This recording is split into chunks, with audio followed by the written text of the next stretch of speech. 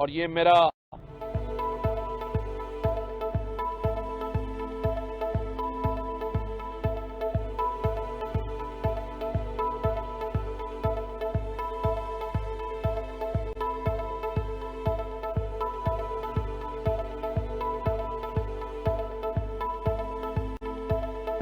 Welcome back. Bulletin کا باقاعدہ آغاز کریں اور آپ کو بتائیں کہ الیکشن کمیشن نے مخصوص نشستوں کے فیصلے کے خلاف سپریم کورٹ میں نظر ثانی درخواست دائر کر دی۔ الیکشن کمیشن نے سپریم کورٹ سے 12 جولائی کا مخصوص نشستوں سے متعلق فیصلہ واپس لینے کی استدعا کر دی۔ درخواست میں موقف اپنایا، الیکشن کمیشن نے آئین و قانون کے مطابق ذمہ داری سر انجام دی۔ الیکشن کمیشن نے 39 پی ٹی آئی اراکین کی حد تک فیصلے پر عمل کر دیا۔ سپریم کورٹ آئین کے آرٹیکل 218 میں مداخلت نہیں کر سکتی۔ عدالتی فیصلے پر نظر ثانی درخواست دائر کرنا آئینی حق ہے۔ انصاف کے تقاضے مد نظر رکھتے ہوئے سپریم کورٹ اپنے فیصلے پر نظر ثانی کرے۔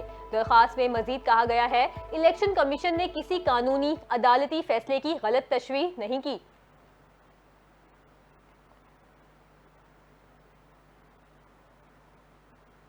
پاکستان تحریک انصاف نے الیکشن ایکٹ ترمیمی بل سپریم کورٹ میں چیلنج کر دیا۔ بیرسٹر گوہر علی خان کی جانب سے سلمان اکرم راجہ نے درخواست دائر کر دی۔ درخواست میں سپریم کورٹ سے الیکشن ترمیم ایکٹ کو کالعدم قرار دینے کی استدعا کی گئی ہے۔ تحریک انصاف کی درخواست میں وفاق اور الیکشن کمیشن کو فریق بنایا گیا ہے۔ درخواست میں استدعا کی گئی ہے کہ الیکشن ترمیم کو غیر آئینی اور غیر قانونی قرار دیا جائے۔ واضح رہے کہ گزشتہ روز قومی اسمبلی سے منظوری کے بعد سینٹ نے بھی الیکشن ایکٹ ترمیمی بل 2024 کو منظور کر لیا تھا۔ مسلم لیگ نون کے رہنما طلال چودھری نے الیکشن ایکٹ ترمیمی بل سینٹ میں پیش کیا تھا۔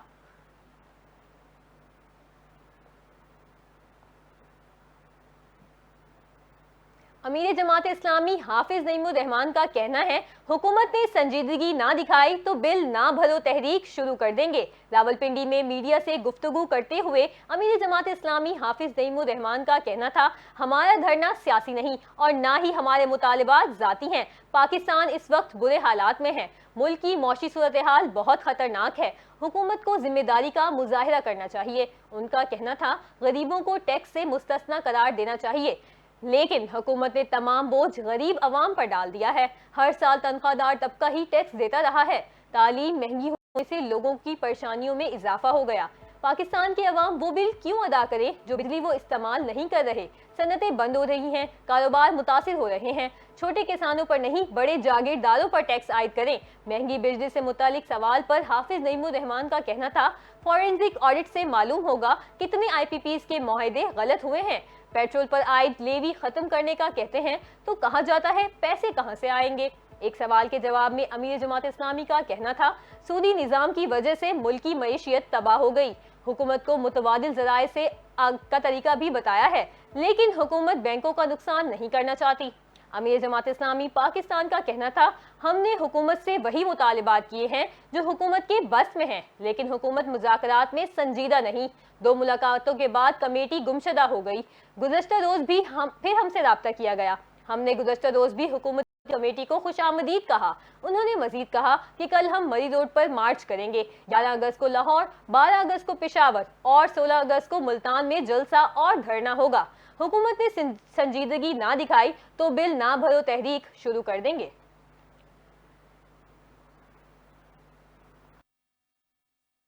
پاکستان تحریک انصاف کے رہنما عمر ایوب کا کہنا ہے، ملک میں نئے الیکشن ہمارا واحد مطالبہ ہے، کسی سے بھی مذاکرات نہیں ہو رہے ہیں۔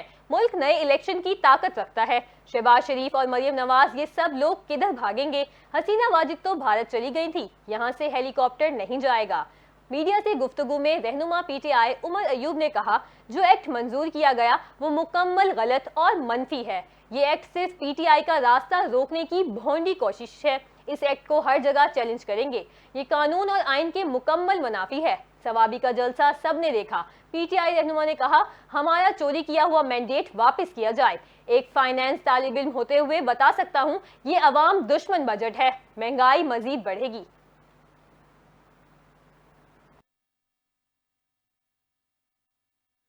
صدر آصف علی زرداری کی ہدایت پر انسداد منشیات کے لیے تشکیل دی گئی بانی ہائی پاورڈ کمیٹی کا سینئر وزیر شرجیل انعام میمن کی زیر صدارت پہلا اجلاس ہوا۔ اجلاس میں انسداد منشیات کے لیے تمام وفاقی اور صوبائی اداروں سے مل کر کام کرنے کا فیصلہ۔ اجلاس میں وفاقی اور صوبائی اداروں کے درمیان انٹیلیجنس شیئرنگ، ڈیٹا شیئرنگ کا بھی فیصلہ کیا گیا۔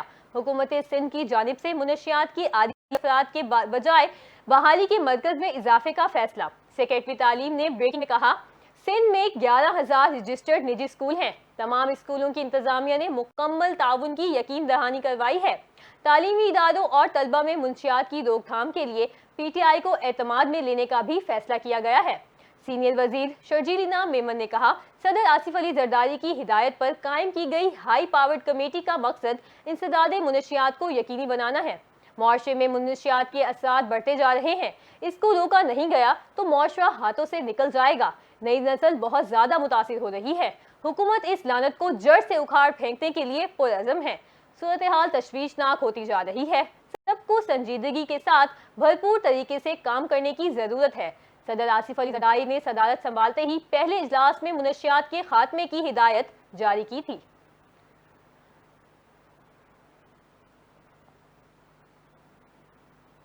وفاقی وزیر اطلاعات عطا تارڑ کا کہنا ہے، فلور کراسنگ سے متعلق آئین اور قانون واضح ہے۔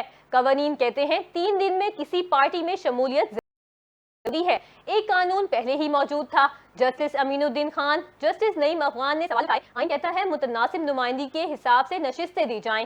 پارلیمان میں موجود جماعتوں کو مخصوص نشستیں دی جائیں گی۔ پارٹی کے الیکشن نہیں کراتے، پھر کہتے ہیں سزا بھی نہ دی جائے۔ جس پارٹی کا پارلیمان میں وجود نہیں، کہتے ہیں سیٹیں دی جائیں۔ عطا تارڑ نے پریس کانفرنس میں مزید کہا، الیکشن ایکٹ ترمیمی بل کثرت رائے سے منظور ہوا۔ دونوں ایوانوں سے منظوری کے بعد اب قانون بن گیا ہے۔ ان کا مزید کہنا تھا، ایسے فریق کو بن مانگے ریلیف دیا گیا جس نے وہ مانگا ہی نہیں تھا۔ قانونی معاملات میں انصاف ہونا چاہیے، بلکہ ہوتا نظر آنا چاہیے۔ قانونی طور پر سپریم کورٹ کے فیصلے سے سکم پیدا ہوئے۔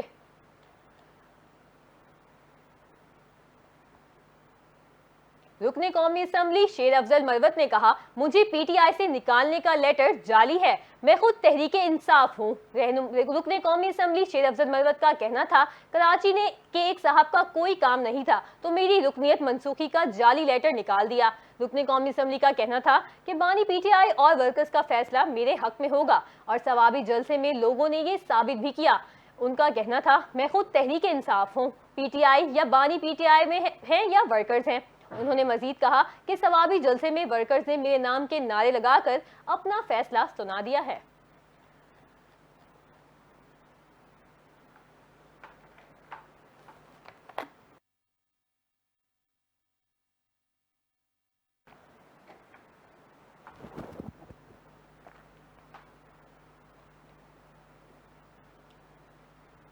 سابق وزیر اعظم شاہد خاقان عباسی کا کہنا ہے کہ عوام کی آوازیں دبائیں گے تو وہی ہوگا جو بنگلہ دیش میں ہوا۔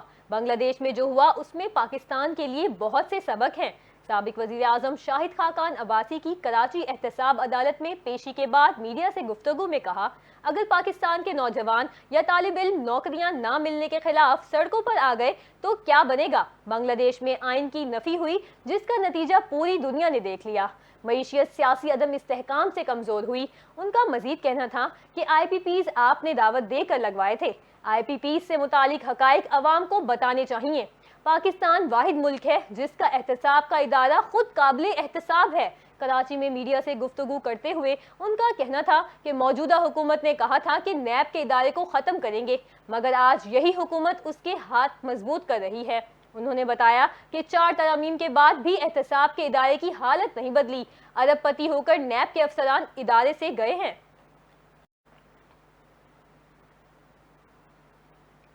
سندھ ہائی کورٹ نیو بار روم کی کینٹین میں گیس لیکیج سے دھماکہ ہوا ہے۔ دھماکے کے بعد نیو بار روم اور کینٹین کی کھڑکیوں کے شیشے ٹوٹ گئے۔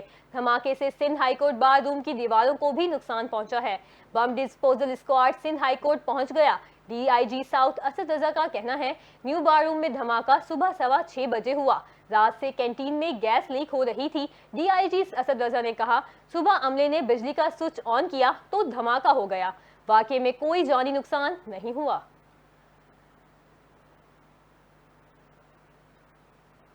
بنگلہ دیش کی سابق وزیر اعظم شیخ حسینہ واجد کے ملک سے فرار ہونے کے بعد عبوری حکومت تشکیل دے دی گئی۔ ڈاکٹر محمد یونس عبوری حکومت کے چیف ایڈوائزر ہوں گے۔ میڈیا رپورٹس کے مطابق عبوری حکومت کے قیام کا فیصلہ ایوان صدر میں ہوا، مشاورتی اجلاس میں ہوا۔ اجلاس میں تینوں مسلح افواج کے سربراہان اور طلبہ تحریک کے رہنماؤں نے بھی شرکت کی۔ خیال رہے کہ احتجاج اور مظاہرے کر کے حکومت کے خاتمے کا سبب بننے والے بنگلہ دیشی طلبہ رہنماؤں نے مطالبہ کیا تھا کہ محمد یونس نگراں حکومت کی قیادت کریں گے۔ غریب ترین لوگوں کے بینکر کے نام سے مشہور محمد یونس کو 2006 میں ان کے کام کے لیے نوبیل انعام سے نوازا گیا تھا، جہاں انہوں نے دیہی خواتین کو چھوٹی نقد رقم بطور قرض دی تھی تاکہ یہ خواتین کھیتی باڑی کے اوزار یا کاروباری آلات میں سرمایہ کاری کر کے اپنی کمائی کو بڑھا سکیں۔ اپنی بڑھتی ہوئی کامیابیوں کے ساتھ 2007 میں محمد یونس نے اپنی سیاسی جماعت بنانے کی کوشش کی، تاہم 84 سالہ محمد یونس کا سیاسی سفر بہت مختصر رہا۔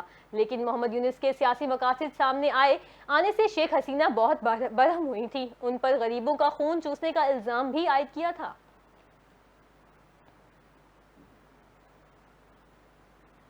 یحییٰ السوار اسماعیل ہنیہ کے جانشین مقرر کر دیے گئے۔ حماس کے جاری کردہ اعلامیے میں کہا گیا ہے کہ اسماعیل ہنیہ کی شہادت کے بعد اب یحییٰ ابراہیم حسن السوار حماس کے سیاسی دفتر کی سربراہی کریں گے۔ حماس کو نیا سربراہ مل گیا۔ اسماعیل ہنیہ کی شہادت کے بعد غزہ میں اپنے اعلیٰ عہدیدار یحییٰ ابراہیم حسن السوار کو اپنا نیا قائد منتخب کر لیا۔ خبر ایجنسی رائٹرز کے مطابق مختصر بیان میں کہا گیا ہے کہ اسلامی مزاحمتی تحریک حماس نے اسرائیل کے لیے خوف کی علامت سمجھے جانے والے کمانڈر یحییٰ ابراہیم حسن السوار کو تحریک کے سیاسی بیورو کے سربراہ کے طور پر انتخاب کا اعلان کر دیا ہے۔ حماس نے کہا ہے کہ شہید کمانڈر اسماعیل ہنیہ کے جانشین کے طور پر اللہ ان کی حفاظت فرمائے۔ حماس کی جانب سے 31 جولائی کو تہران میں اسماعیل ہنیہ کی شہادت کے بعد اپنے نئے قائد کا انتخاب عمل میں لایا گیا۔ یہ عمل 2 روز قبل شروع ہوا تھا۔ غزہ میں 2017 سے حماس کے سربراہ کے طور پر فرائض انجام دینے والے 61 سالہ یحییٰ السوار خان یونس میں غزہ سٹی کے جنوبی علاقے میں ایک مہاجر کیمپ میں پیدا ہوئے۔ یحییٰ السوار کو جرأت مند اور اسرائیل کے سخت دشمن کے طور پر جانا جاتا ہے۔ حماس کے نئے سربراہ نے اپنی جوانی کا نصف سے زائد عرصہ اسرائیل کی جیلوں میں گزارا اور انہیں جنگی حربوں پر مہارت اور اسرائیل کی چالوں سے واقفیت کی بنا پر اسماعیل ہنیہ کی شہادت کے بعد سب سے مضبوط رہنما تصور کیا جاتا ہے۔ یحییٰ السوار کو اسرائیل پر حملوں اور خاص طور پر گزشتہ برس کیے گئے حملے کا آرکیٹیکٹ مانا جاتا ہے اور وہ تب سے غزہ میں موجود ہیں جبکہ اسرائیل کی کوششوں کے باوجود ان کو نشانہ بنانے سے قاصر ہیں۔ امریکہ میں سابق صدر ڈونلڈ ٹرمپ اور دیگر سیاستدانوں کے قتل کی ممکنہ سازش کے الزام میں پاکستانی شہری آصف مرچنٹ کی گرفتاری پر دفتر خارجہ کا کہنا ہے ہم امریکی حکام کے ساتھ رابطے میں ہیں اور مزید تفصیلات کا انتظار ہے۔ ترجمان دفتر خارجہ ممتاز زہرا بلوچ نے آصف مرچنٹ کی گرفتاری پر کہا کہ ہم نے میڈیا رپورٹس دیکھی ہیں۔ امریکی عہدیداروں نے کہا ہے کہ معاملے کی تحقیقات جاری ہیں۔ ممتاز زہرا بلوچ نے کہا باضابطہ رد عمل دینے سے پہلے آصف مرچنٹ کے ماضی سے متعلق معلومات کی توثیق چاہتے ہیں۔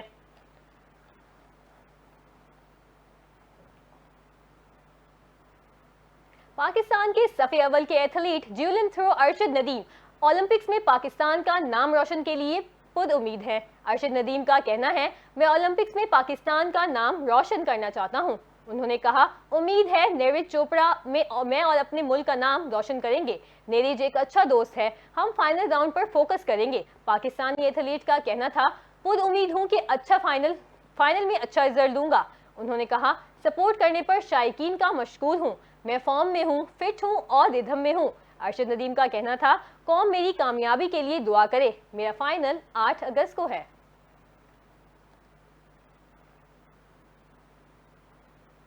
اور پاکستانی کرکٹ بورڈ نے بنگلہ دیش کے خلاف ٹیسٹ سیریز کے لیے 17 رکنی قومی اسکواڈ کا اعلان کر دیا۔ ترجمان پی سی بی کے مطابق بنگلہ دیش کے خلاف ٹیسٹ سیریز کے لیے شان مسعود ٹیسٹ اسکواڈ کی قیادت کریں گے جبکہ سعود شکیل کو شاہین شاہ آفریدی کی جگہ نائب کپتان بنایا گیا۔ جیسن گلسپی کی ریڈ بال ہیڈ کوچ کی حیثیت سے پہلی ٹیسٹ سیریز ہوگی۔ ڈومیسٹک کرکٹ اور پاکستانی شاہینز کی طرف سے عمدہ کارکردگی دکھانے والے محمد حدیرہ، کامران غلام اور محمد علی اسکواڈ میں شامل ہیں۔ قومی اسکواڈ میں شان مسعود، سعود شکیل، عامر جمال، عبداللہ شفیق، ابرار احمد، بابر اعظم، کامران غلام، خدم شہزاد، میر حمزہ، محمد علی، محمد حدیدہ، محمد رضوان، نسیم شاہ، سائم ایوب، سلمان علی آغا، سرفراز احمد اور شاہین شاہ آفریدی شامل ہیں۔ پاکستان ٹیسٹ ٹیم کا کیمپ 11 اگست سے راولپنڈی میں شروع ہوگا، جبکہ بنگلہ دیش کی ٹیسٹ ٹیم 17 اگست کو اسلام آباد پہنچے گی۔ پاک بنگلہ دیش پہلا ٹیسٹ 21 سے 25 اگست سے راولپنڈی میں ہوگا۔ دوسرا ٹیسٹ کراچی میں 30 اگست سے 3 ستمبر میں کھیلا جائے گا۔ پاکستانی ٹیسٹ ٹیم کا کیمپ 11 اگست سے راولپنڈی میں شروع ہوگا۔